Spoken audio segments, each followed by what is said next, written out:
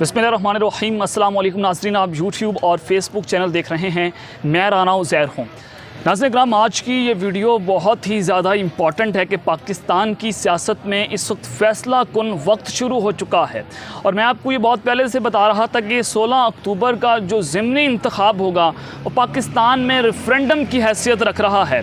और ज़िमनी इंतखाबात के बाद मामलात जो हैं वो तय होना शुरू हो जाएंगे कि इस्टेब्लिशमेंट जो है वो आया कि ये आग से खेलने का फ़ैसला करती है या पाकिस्तान में एक जमहूरी तरीके से इलेक्शन का फ़ैसला करती है। तो ये गेम जो है वो अभी तक तो इस्टेब्लिशमेंट के हाथ में है कि उन्हें होश के नाखिल लेना होंगे, वरना ये गेम अगर हाथ से निकल जाती है तो उनके पास कोई चारा नहीं होगा। तो अब तक की जो सबसे बड़ी खबर है, बहुत बड़ी ब्रेकिंग न्यूज़ इस वक्त जो सामने आ रही है कि 16 अक्टूबर का जो कमर तोड़ नतीजा था और इमरान खान ने पाकिस्तान में 3 सूबों के अंदर जो क्लीन स्वीप कर दिया, और फिर उस सब के बाद जो कल उनकी प्रेस कॉन्फ्रेंस थी जिसमें उन्होंने खुल्ला पाकिस्तान की खुफिया एजेंसीज को भी रिडार पर लाकर खड़ा कर दिया, और फिर ताकतवर हलकों को जिनके पास ताकत है, जनरल बाजवा के साथ जो उनकी बैकडोर मुलाकातें हुई, उन्होंने खुल्ला धमकी दे दी कि अब वक्त ख़त्म हो चुका है, अब आपने फ़ैसला करना है इस महीने के अंदर, वरना लॉन्ग मार्च उनका तैयार खड़ा है। तो इस सब के बाद नाज़रीन कराम रेफरेंडम हुआ, अवाम ने भी अपना फ़ैसला सुनाया। 3 सूबों में खान साहब जो है उन्होंने क्लीन स्वीप कर दिया।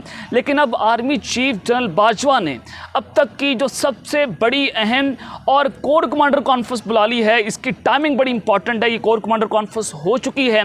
इस हवाले से एक्सक्लूसिव डिटेल्स मैंने आपके सामने रखनी है, अपनी टाइमिंग देखनी है। इसकी बड़ी क्रिटिकल टाइमिंग है कि एक तरफ तो अवामी रेफरेंडम और दूसरी जानिब इमरान खान की प्रेस कॉन्फ्रेंस और पाकिस्तान में इलेक्शन का शोर।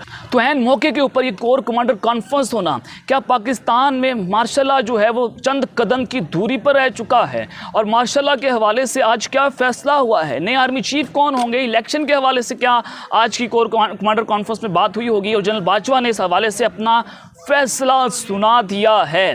तो अगर यूँ कहूँ कि जनरल बाजवा बामुकाबला पीडीएम, तो ये कहना भी गलत नहीं होगा। तो अगले 72 घंटे जो हैं वो बड़ी इंपॉर्टेंट बताए जा रहे हैं। दूसरी खबर पर जो आज हम बात करेंगे, नवाज शरीफ की वतन वापसी, और नवाज शरीफ ने जनरल बाजवा पर अब तक का सबसे बड़ा हमला कर दिया है, और वतन वापसी उनकी कटाई में पड़ती चली जा रही है और बात बिगड़ चुकी है।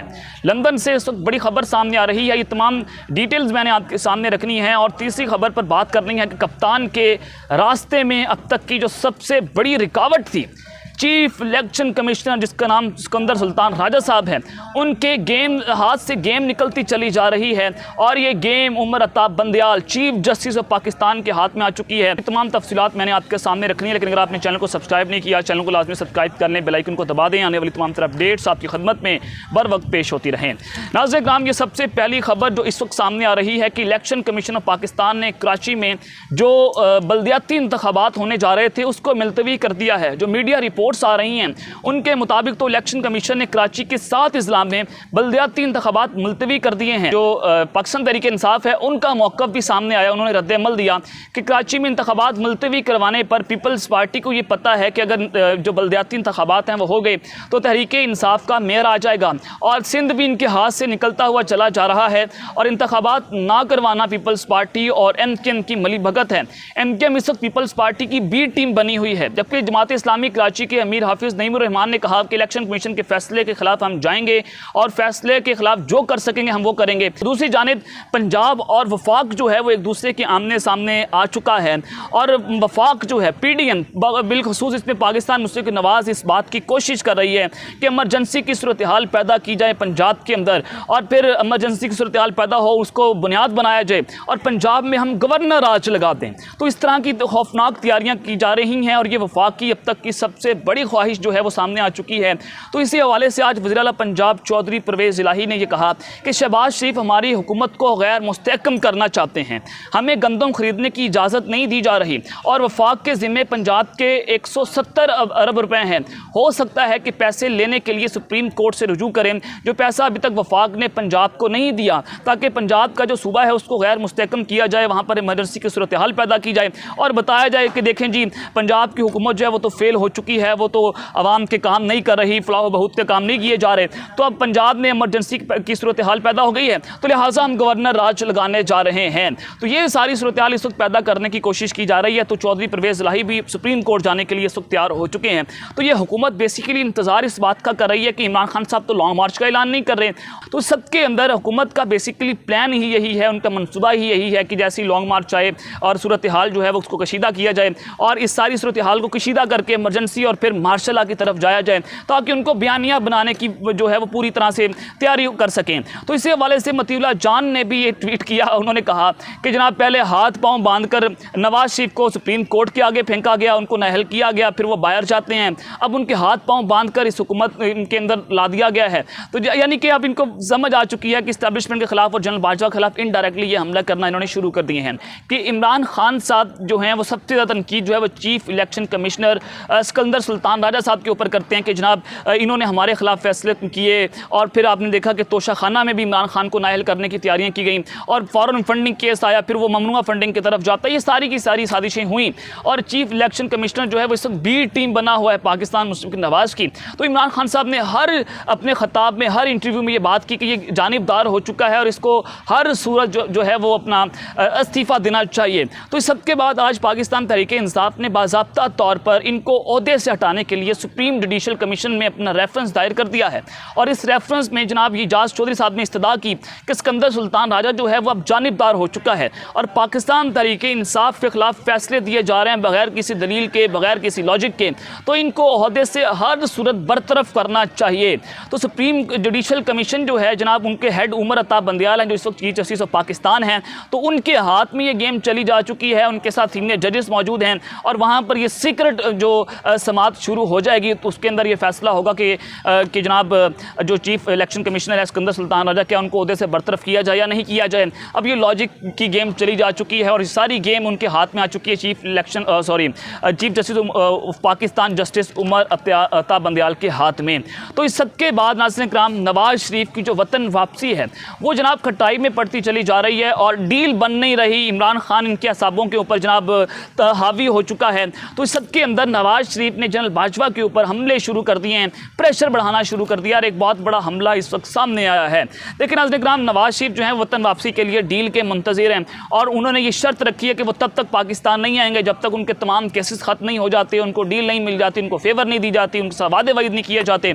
तो नवाज शरीफ जो है वो तो किसी सूरत 29 नवंबर से पहले पाकिस्तान नहीं आएंगे। यही पाकिस्तान मुस्लिम लीग नवाज़ का बयानिया है कि नवंबर के आखिरी हफ्ते में आएंगे, तो 29 नवंबर यानी कि नए आर्मी चीफ की तैनाती है, तो उससे पहले वो पाकिस्तान तो वापस नहीं आएंगे। तो उनके वापसी के मौके के ऊपर ही जनाब ये इमरान खान की वीडियोज़ को भी वायरल कर सकते हैं, इनको भी लीक कर सकते हैं, जो कि नाजेबा वीडियोज़ बताई जा रही हैं पाकिस्तान मुस्लिम लीग नवाज़ की जानिब से। तो ये अब गेम जो है वो बड़ी दिलचस्प मराहिल में दाखिल हो चुकी है। और दूसरी जानिब आपने ये भी देखना है कि जनरल बाजवा और जो नवाज शरीफ है उनके दरमियान डेडलॉक बरकरार हो चुका है। ज़ाद सैयद साहब की खबर है, जियो न्यूज़ के रिपोर्टर हैं, उनकी जानिब से कहा गया कि जनाब जो नवाज शरीफ साहब हैं वो अकड़ चुके हैं, वो जनाब जनरल आसिम मुनीर साहब को आर्मी चीफ लगाना चाहते हैं नवाज शरीफ, जबकि जो जनरल बाजवा साहब हैं वो किसी और को आर्मी चीफ लगाना चाहते हैं। तो यहाँ पर भी डेडलॉक बरकरार हो चुका है। नवाज शरीफ अकड़ चुके हैं, वो अपनी पसंद का आर्मी चीफ लगाना चाहते हैं। उधर से इमरान खान साहब प्रेशर डाल रहे हैं कि नवाज शरीफ किस हैसियत से जनाब ये आर्मी चीफ अपॉइंट कर रहा है।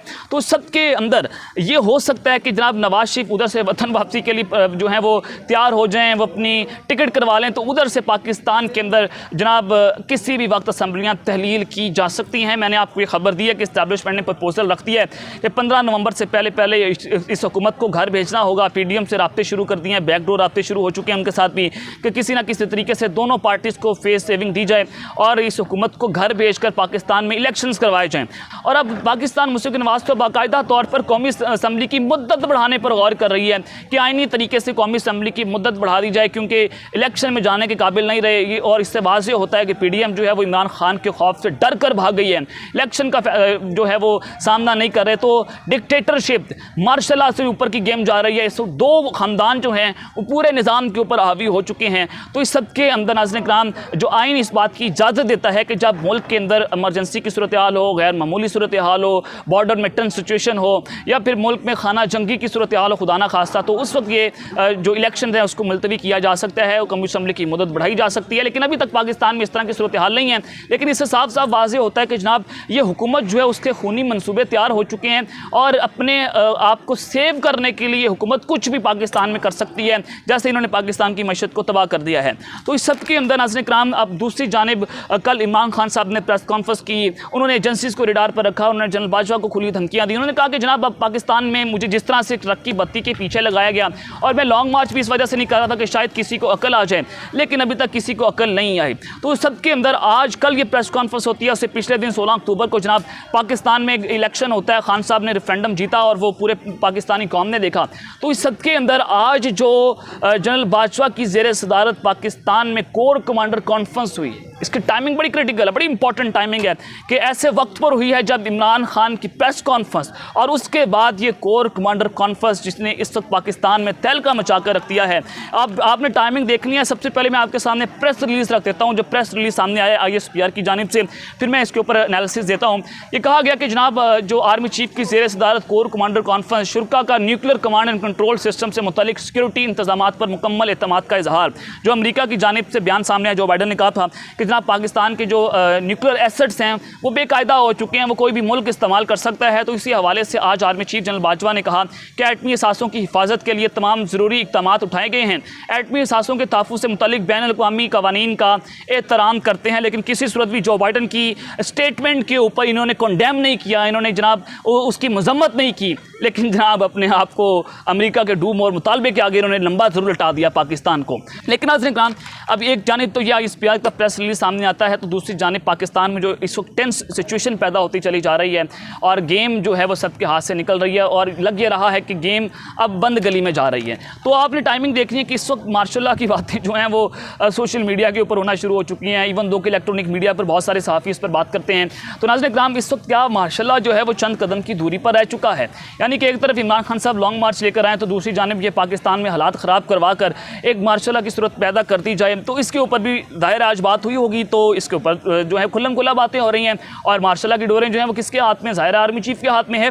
तो दूसरी जानिब इंतखाबात के हवाले से जनरल बाजवा के बैकडोर राब्ते भी हो रहे थे इमरान खान साहब के साथ, और इस्टेब्लिशमेंट का प्रपोजल भी है कि पाकिस्तान में नए इंतखाबात करवा दिए जाएँ कबल अज़ वक्त इंतखाबात, तो उसके ऊपर भी आज बात हुई होगी। और तीसरी खबर, जो नए आर्मी चीफ, यानी कि टाइमिंग आपने देखते जाना कि नए आर्मी चीफ की जो तैनाती है उसके ऊपर भी फड्डे पड़े हुए हैं। तो कोर कमांडर कॉन्फ्रेंस जो है वो इस हवाले से भी बड़ी इंपॉर्टेंट होती चली जा रही है कि नया आर्मी चीफ कौन होगा। इस वक्त ये ख़तरा जो है वो मंडलाता हुआ नज़र आ रहा है कि अगर इंतखाबात हो जाते हैं तो आर्मी चीफ जनरल बाजवा जो है उनकी मुद्दत मुलाज़मत मज़ीद तोसी हो जाएगी, मार्च अप्रैल तक ये मामला चला जाएगा। तो देखते हैं कि पाकिस्तान में अगले 72 घंटों में ये ऊँट किस करवट बैठता है, और पाकिस्तान की सियासत हतमी मराइल में तो दाखिल हो चुकी है। तो अब तक के लिए इतना ही, अपना ख्याल रखिएगा। इस चैनल पर लाज़मी ख्याल रखने वाला निगहबान। पाकिस्तान जिंदाबाद।